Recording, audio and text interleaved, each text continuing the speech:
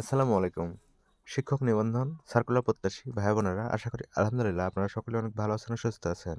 অবশেষে দীর্ঘ প্রতীক্ষার অবসান ঘটিয়ে আজ প্রকাশিত হলো ১৯তম শিক্ষক নিবন্ধনের সার্কুলার ২০ জানুয়ারি ২০২৫।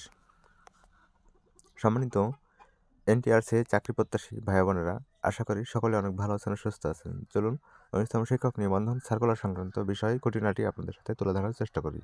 বেসরকারি শিক্ষক নিবন্ধন ও প্রত্যয়ন কর্তৃপক্ষের অর্থাৎ এনটিআরসি সুপারিশে নিয়োগ পাওয়া ইন্ডেক্সধারী শিক্ষকদের শূন্যপদের বিপরীতে বদলির প্রজ্ঞাপন জারি করেছে শিক্ষা মন্ত্রণালয়। বদলি নীতিমালা অনুযায়ী একজন শিক্ষক কর্মজীবনে সর্বোচ্চ ২ বার এবং একজন শিক্ষিকা কর্মজীবনে সর্বোচ্চ ৩ বার বদলির সুযোগ পাবেন।